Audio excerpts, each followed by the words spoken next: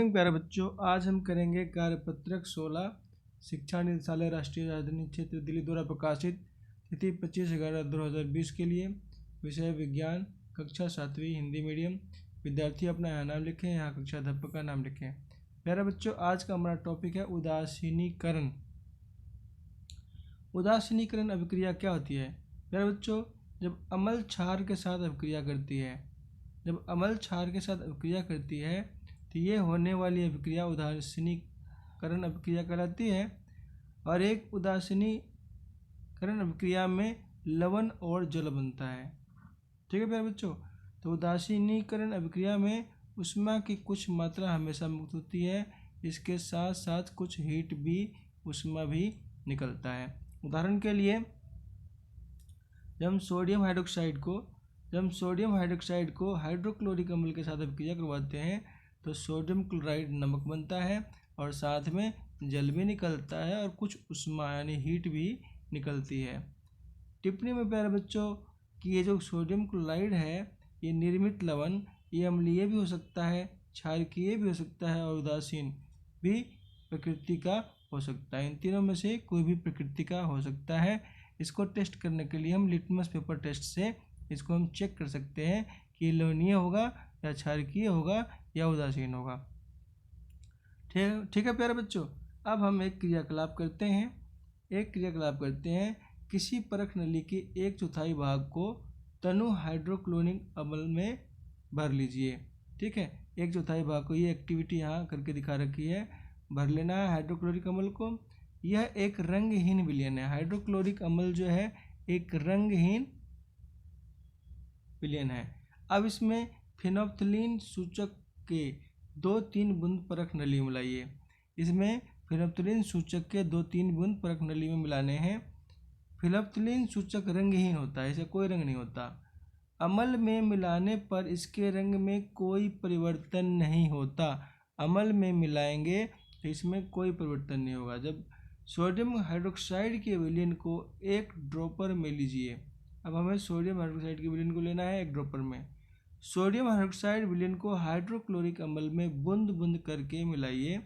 परख नली में सोडियम हाइड्रोक्साइड विलयन को बूंद बूंद करके तब तक डालिए जब तक हल्का गुलाबी रंग ना आ जाए। प्यारे बच्चों देखो, यहाँ देखने को मिल रहा है आपको हल्का गुलाबी रंग। अब और अधिक सोडियम हाइड्रोक्साइड विलयन मिलाना बंद कर दें। इस स्थिति में परख नली में लिया गया हाइड्रोक्लोरिक अम्ल पूर्ण रूप से सोडियम हाइड्रोक्साइड क्षारक द्वारा उदासीन किया जा चुका है, यानी क्षारक द्वारा इसको उदासीन किया जा चुका है। इस प्रकार परख नली में उदासीनीकरण अभिक्रिया पूर्ण हुई। तो प्यारे बच्चों, ये एक्टिविटी क्या थी? उदासीनीकरण अभिक्रिया के लिए थी। अब इसके बाद है प्यारे बच्चों, यह स्पष्ट है कि जब विलयन क्षारकीय होता है तो फिनोल्फ्थालीन गुलाबी रंग का हो जाता है। प्यारे बच्चों, इस पॉइंट को ध्यान रखना, जब विलयन क्षारकीय होता है तो फिनोल्फ्थालीन सूचक का यूज करें तो उसका रंग कैसा हो जाता है? गुलाबी रंग का हो जाता है। इसके विपरीत जब विलयन अम्लीय होता है तो रंगहीन रहता है। क्षारकीय में गुलाबी रंग हो जाएगा और अम्लीय में रंगहीन रहेगा।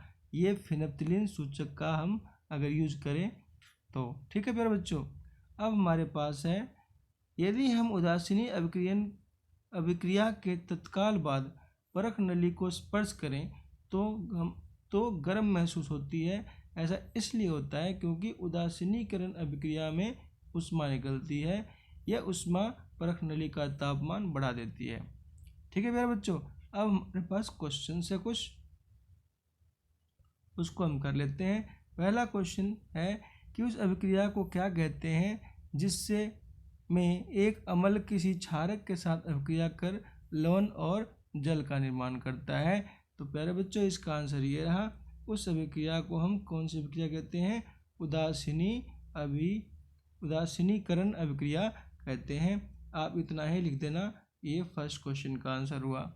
ठीक है, अब हमारे पास सेकंड क्वेश्चन है कि सोडियम हाइड्रोक्साइड और हाइड्रोक्लोरिक अम्ल एक दूसरे को उदासीन कर लवण और जल का निर्माण करते हैं। ये आपको बताना है सत्य है या असत्य।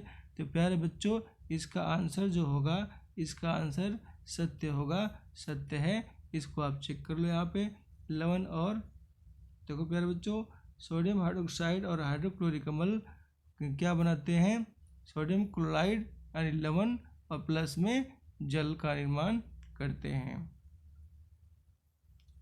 अब हमारे पास थर्ड क्वेश्चन है, उदासीनीकरण अभिक्रिया में निर्मित लवण डैश डैश या डैश प्रकृति का होता है। इसका आंसर भी यहीं पे है, यहाँ पे आंसर ये रहा टिप्पणी में कि निर्मित लवण अम्लीय, क्षारकीय और उदासीन प्रकृति का होता है। तो यहाँ पे पहले खाली स्थान में अम्लीय, दूसरे खाली स्थान में क्षारकीय और तीसरे खाली स्थान में आपको क्या भरना है, उदासीन भरना है। ठीक है, अब हमारे पास लास्ट क्वेश्चन है यहाँ पे, यदि हम उदासीनीकरण अभिक्रिया के तत्काल बाद परख नली को स्पर्श करें तो वह गर्म महसूस होती है, ऐसा क्यों होता है, स्पष्ट कीजिए। तो प्यारे बच्चों इसका आंसर ये है क्वेश्चन नंबर 4 का। तो क्या होता है कि गर्म इसलिए महसूस होता है क्योंकि उदासीनीकरण क्रिया में ऊष्मा निकलती है और यह ऊष्मा परख नली का तापमान बढ़ा देती है। इसमें एक और लास्ट पॉइंट है, कोविड के संदर्भ में उचित व्यवहार संबंधी संदेश। तो कोविड-19 के विरुद्ध लड़ाई में सुरक्षित रहने के लिए मास्क पहने। प्यारे बच्चों इस प्रकार हमारी ये वर्कशीट 16 कक्षा 7वीं विषय विज्ञान हिंदी मीडियम की कंप्लीट होती है। वीडियो देखने के लिए आपका बहुत बहुत धन्यवाद।